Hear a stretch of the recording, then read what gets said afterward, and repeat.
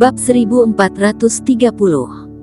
Klan Barbarian Blood datang mencari Lucy Kin. Cari mati, kali ini sangat memalukan. Hal ini menarik sekali. Lucy Kin ingin menjahili orang, malah kena serang balik oleh Nana Kin, dan sangat memalukan. Berita ini boleh disebarluaskan. Ada orang yang diam-diam membenci Lucy Kin, saat ini sudah pergi siap menyebarluaskan berita ini. Kakak keempat, terima kasih banyak. Nana Kin berjalan mendekat, mengembalikan pedang King Tong kepada Eric Kin. Sekarang dia semakin kagum dengan kakak keempat. Tidak hanya pintar, juga mahir dalam taktik ilusi, tingkat kultivasi juga lumayan, dan hebat dalam membaca keadaan. Tapi, lain kali jangan bertarung dengan orang lain lagi. Jika terpaksa harus bertarung, pergi ke panggung pertandingan. Setidaknya di sana ada tetua yang menjadi wasit, orang lain akan tidak berani bertindak licik, kata Eric Kin. Iya, aku mengerti. Siapa mengira Lucy Kin ini begitu licik? Nana Kin menganggukkan kepala berkata, terima kasih kakak keempat.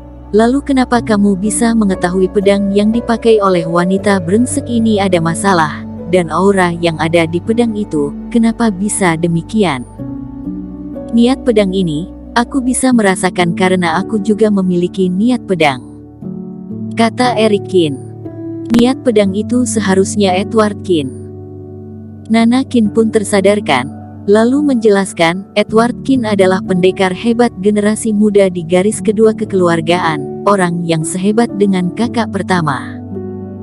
Tapi tidak menyangka, kakak keempat juga memiliki niat pedang. Nana Kin pun sangat mengagumi. Masalah ini hanya sebuah keributan kecil yang mereka temui. Setelah itu, Nana Kin membawa Eric Kin ke setiap tempat keluarga Kin. Adik, token yang ada di tangan kamu, bagaimana cara mendapatkannya? Eric Kin menyadari, setiap ke tempat baru, Nana Kin akan menunjukkan token. Pengurus melihat benda ini baru akan membiarkan mereka berdua masuk, dan dibandingkan dengan yang lain, bentuk token ini lebih spesial. Tempat seperti paviliun sutra keluarga Kin dan istana pemurnian obat, Eric Kin sangat tertarik. Tidak mungkin ke depannya dirinya ingin masuk, harus mengajak Nana Kin bersama. Token ini adalah lambang identitas keluarga Kin. Memiliki ini, semua tempat yang ada di sini boleh sembarangan masuk. Kakak keempat seharusnya membuat satu. Nana Kin menganggukkan kepala, semua tempat sudah selesai kita kelilingi. Kalau tidak aku membawa kamu pergi mengambil sebuah token. Susah tidak untuk mendapatkannya, kata Eric Kin. Sangat mudah, hanya perlu ke tanah leluhur keluarga Kin, membuktikan kamu adalah generasi keturunan keluarga Kin, sudah bisa mendapatkannya. Ini juga demi menjaga orang luar berbaur masuk ke dalam keluarga Kin, sangat mudah. Nana Kin pun mulai semangat, menarik Eric Kin pergi. Saat ini, di kediaman leluhur keluarga Kin, merupakan kediaman yang megah. Suasana sangat tertekan. Beberapa pria klan Barbarian Blood berdiri mengelilingi seorang pria dan mengamuk. Penatua kedua, aku klan Barbarian Blood di antara klan Barbarian, termasuk klan yang paling bersahabat dengan dinasti Kin, alhasil kalian malah memperlakukan demikian terhadap kami. Bawahan keluarga Kin, tanpa alasan melukai tuan muda kami, membuat kami merasa dipermalukan. Jika masalah ini tidak ada penjelasan yang jelas, kami tidak akan membiarkan begitu saja. Betul, perayaan besar akan segera diadakan. Kamu juga tidak ingin melihat kami klan Barbarian berbuat ulah kan?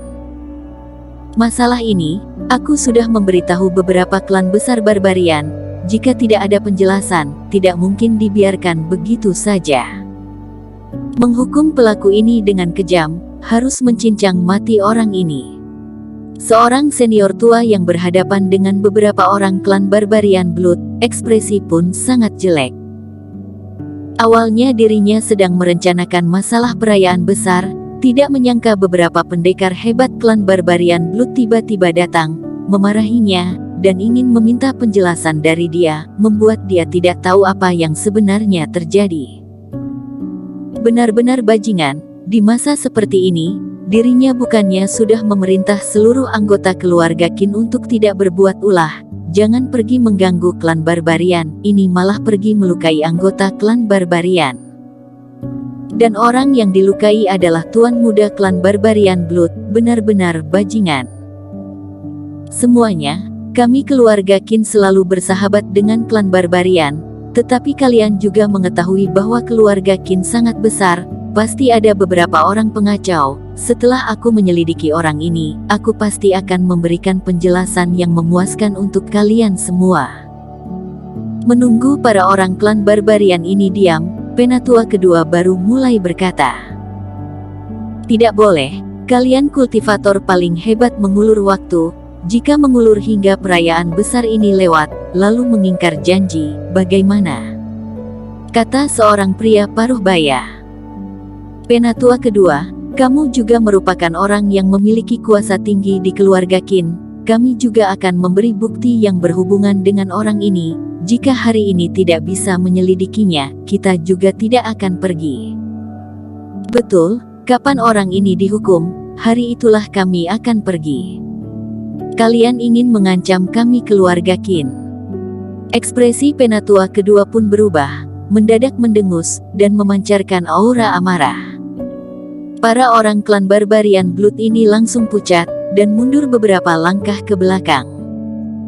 Tatapan tajam Penatua ini, membuat semua orang menundukkan kepala, tidak berani memandang matanya. Suasana seketika menjadi hening. "Penatua kedua, kami klan Barbarian Blood bukan orang yang memiliki sikap suka berbuat ulah, tetapi hal ini kami tidak terima, berharap kamu bisa memaklumkannya," kata seorang klan Barbarian Blood yang sopan dan memberi salam.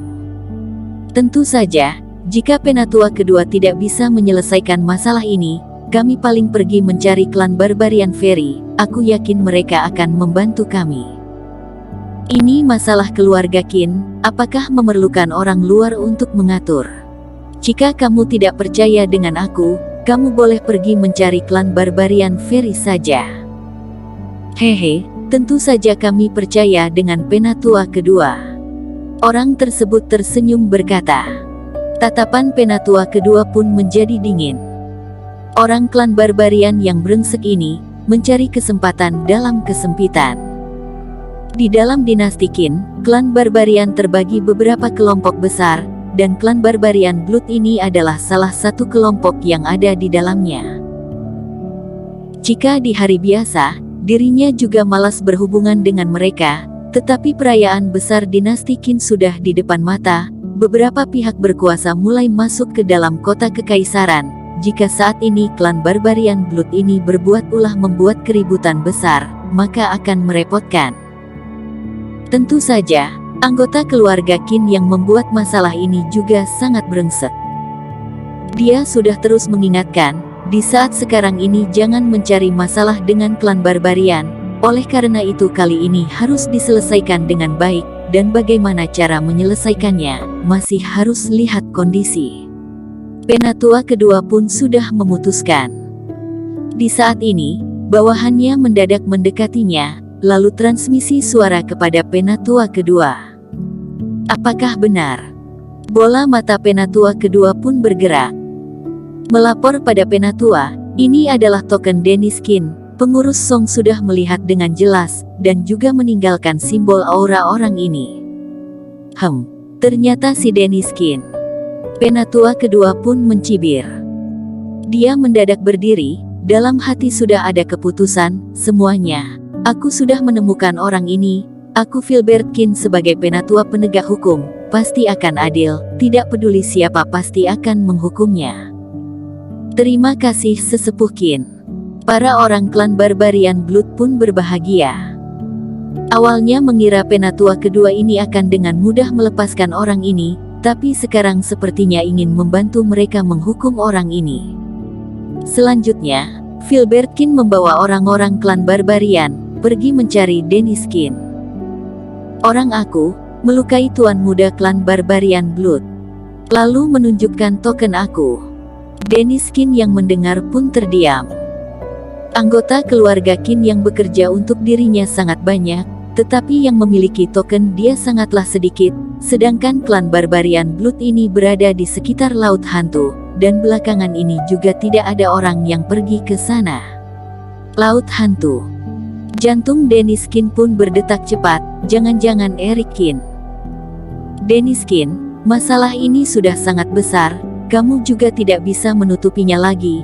Pengurus Song di saat itu juga ada meninggalkan pesan kerohanian. Coba kamu lihat, siapakah orang ini? Bersambung.